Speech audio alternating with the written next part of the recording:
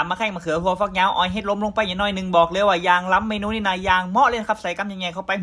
สะใจขนาดสวัสดีครับพ่อแม่พี่น้องวันนี้ผมจะพาพี่น้องมาจัดเมนูเมียงเห็มแล้วผมจะพาพี่น้องมาเนี่ยเมนูตำมะแข้งมะเขือหัวฟักยาวอ้อยเฮ็ดล้มลงไปอย่างน้อยบอกเลยว่ายางเหมาะยางล้ำแต่ครับเมนูนี้ได้วัตถุดิบมาเรียบร้อยแล้วมาล้างทำความสะอาดกันก่อนเลยนะครับเขือนี่นะแม่ผมก็ส่งมาให้กินเหมือนกันนะครับปลอดสารพิษเลยนะครับน้องนั่นก็เอามาล้างทำความสะอาดให้มันดีๆกันก่อนเลยนะครับไม่ว่าเมนูนี้นะเป็นเมนูบ้านๆเมนูเมียงยางเหมาะยางล้ำเลยนะครับมีพ่อแม่พี่น้องหลายๆคนแนะนำผมมาเหมือนกันตำแบบนี้แล้วเอาไปพัดกับน้ำมันนี่นะยางเหมาะยางล้ำเลยร้องเลยนะครับบอกเลยว่าล้ำแต่นะครับนอกล้างมาแข้งมะเขือเสร็จเรียบร้อยแล้วมาล้างต้นหอมผักชีไปรอเลยนะครับเขือวันนี้นะผมจะอ้อยจี้ลงไปอย่างน้อยนึงนะครับเป็นหมู3 จานเอาหมู3 จานมาล้างทำความสะอาดกันก่อนเลยนะครับพอดีว่าแป้งมันของผมหมดนะครับวันนี้ก็เลยล้างเกลือไปกันก่อนเลยคัดได้ก่อนกับแก้คัดได้อยู่นะครับนอกจากล้างหมู3 จานเสร็จเรียบร้อยแล้วเอาไปซอยไปหั่นกันก่อนเลยนะครับว่าผมซื้อหมูเจ้านี่มันรู้สึกว่าขนมันหนักขนาดเลยนี่ยะมือขนาดเลยนะครับเอาขนมันออกนี่หายจะมาน่ากินเลยนะครับนอกผมจะเอาหัวแก๊สมาเผาเอาขนมันออกกันก่อนเลยนะครับทางร้านเขานี่นะเขาขูดขนออกมันหมดนะครับเนาะลดออกมาประมาณนี้เลยนะครับหลังจากเผาขนหมูเสร็จเรียบร้อยแล้วผมก็ไปล้างความสะอาดแหมรอบนึงนะครับอยากมาปิ้งมาย่างกันก่อนเลยกินหมูบ่ได้นะผมแนะนำให้ใส่เป็นจีนงัวก็ได้นะครับนี่บอกคือว่าเด็ดเลยนะครับตำใส่มะแข้งมะเขือแบบนี้ยางล้ำเลยหลังจากนั้นก็เอาหัวฟักยาวและมะเขือมาซอยมาหั่นกันก่อนเลยนะครับต้องซอยแบบนี้ด้วยนะครับเวลาต้มนี่มันจะสุกง่ายตัวนั่นกับมาเด็ดมะแข้งต่อเลยนะครับเมนูตำมะแข้งมะเขือวันนี้นะบอกเลยว่ายางเหมาะยางล้ำเลยนะครับมักแต่ผมมักนะครับเมนูนี้นะยางล้ำมีจีนนะครับเนาะ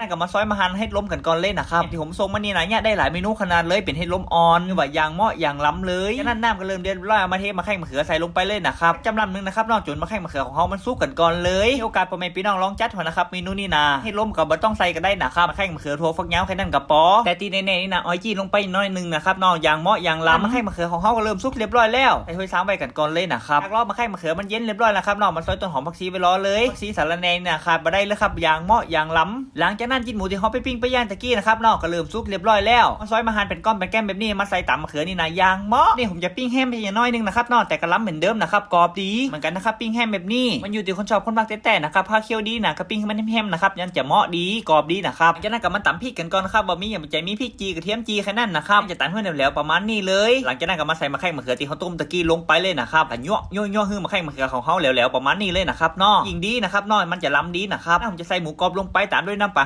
5ลดลงไปเพิ่มความเค็มด้วยน้ำปลาอย่างน้อยนึงนะครับกับคุเล่ยั่วเข้ากันอย่างน้อยนึงกับประมาณนี้ครับตำมะแข้งมะเขือนี่นะเริ่มต้นหอมผักชีโรยหน้านะครับบอกเลยว่าหอมเหมาะขนาดแต่ต้นหอมผักชีลงไปแล้วกับก้นให้มันเข้ากันอย่างน้อยนึงนะครับตำมะแข้งมะเขือหัวฟักยาวเฮ็ดล้มแบบนี้นะบอกเลยว่ายางเหมาะจะมาตักใส่ถ้วยใส่จานกันก่อนเลยด้วยใบสาระแหน่อย่างน้อยนึงนะครับเราเพิ่มสีสันน่ากินขนาดวันนี้ถูกใจสาวแมมขนาดเลยนะครับนี่นะเป็นคนที่มักซุปมะเขือขนาดเลยนะครับบ้านสาวแมมห้องซุปมะเขือนอกในห้องตำมะแข้งมะเขือนะครับนอกตำนี่อันเดียวกันได้หมดนะครับนอกก่อนนี้นะก็มีพ่อแม่พี่น้องหลายคนแนะนำผมมาเหมือนกันโซน้ำมันถึงมันจะเหมาะถึงมันจะล้ำผมกับปากกาเนี่ยเหมือนกันนะครับก็กลัวกินไม่ได้นอกเนี่ยมานี่นะบอกเลยว่าติดใจเลยนะครับถ้าเทน้ำมันลงไปใส่หอมขาวลงไปพัดให้มันหอมๆอย่างน้อยนึงใส่ตำมะเขือของเขาลงไปพัดเลยนะครับบอกเลยว่ายางเหมาะยางล้ำแต่นะครับมันหอมดีเนี่ยนะครับพ่อแม่พี่น้องหลายๆคนนี่อาจยังไม่เคยลองเหมือนกันครับลองเลยนะครับบอกเลยว่าจะติดใจแรกนี่นะถึงกับติดใจเลยนะครับผมเสียดายนะครับผมเวลาผมบ่ค่อยมีนักนะครับเนาะเลยไม่ได้เอาไปพัดนะครับสดๆแบบนี้กันก่อนนะครับเลยมีโอกาสรอบหน้านี่ผมจะพัดให้ดูนะครับเนาะบ้านๆกับพ่อเมียงแบบนี้บอกเลยว่าสาวแมมกินยังติดใจนะครับได้กินเนี่ยบอกเลยว่าติดใจแน่นอนแต่มะแข้งมะเขือแบบนี้นะผมยังมักแล้วครับกินตั้งแต่เป็นออนแล้วอยากข้างบ้านผมนี่นะเขาจะตำใส่จีนด้วยนะครับเนาะโอกาสได้ไปกินกับเขาบอกเลยว่ายางล้ำเหมือนกันนะครับใส่จีนนี่มันตึงเหมาะเนาะตอนเป็นออนนี่นะที่มีจีนนี่นะมันล้ำหมดนะครับเนาะ